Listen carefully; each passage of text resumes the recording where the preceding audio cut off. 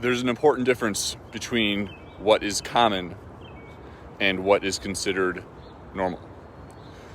Being overweight is common, but it's not normal. Stress and anxiety, especially in this entrepreneurialism field, is common, but it's not normal. Coming from someone who used to have a lot of anxiety, panic attacks, it is not normal. There's an inverse relationship between our levels of anxiety and the amount of self-trust we have in who we are. And through our lives, we've become someone who we are not. And that's what creates this discord. That's what creates this frenetic feeling of energy that we have no idea what to do with. That, of course, always leads to fear, money, success, fulfillment, these areas that we stress out about and consumes us. And some will say that it's okay that you feel this way. Is it okay to have panic attacks at night? Is it okay to wake up with an elephant sitting on your chest in the morning? Is that okay? And that's the problem with normalizing these things. It's not fucking okay.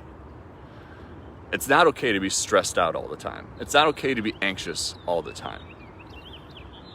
And if you subscribe to that fact that it's okay to do so, then you're more than welcome to go ahead and do that. But it doesn't have to be this way. You don't have to live with stress. You don't have to live with anxiety. You don't have to live with a paralyzing fear of being shut down and unable to do anything. It's not fucking okay.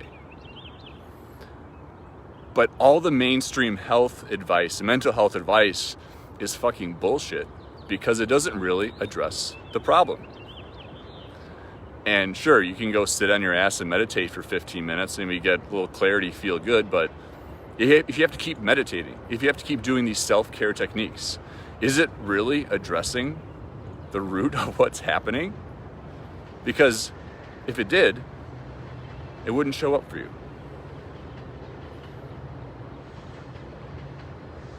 And when we're experiencing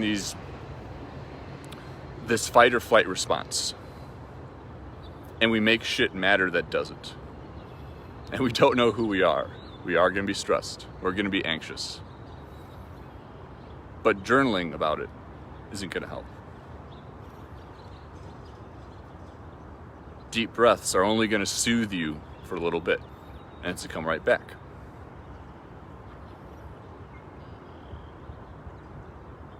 And when there's trust, you don't need to sit on your ass and meditate for 20 minutes. When there's trust, you don't make things matter that don't. When there's trust, there is no fear of failure. There's no fear of being successful, whatever that even means in the first place. There's no fear of the unknown. There's no fear of what's going to happen next. And that's a beautiful thing.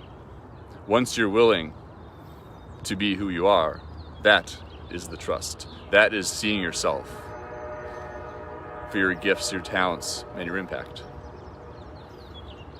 That's how you step in the place of being able just to create for the joy of creating, without all this social conditioned response as to what's going to happen if you do make yourself seen, if you do make yourself available, if you say the shit that you really want to say, without your mom wondering, what's she going to think when she sees my status on Facebook?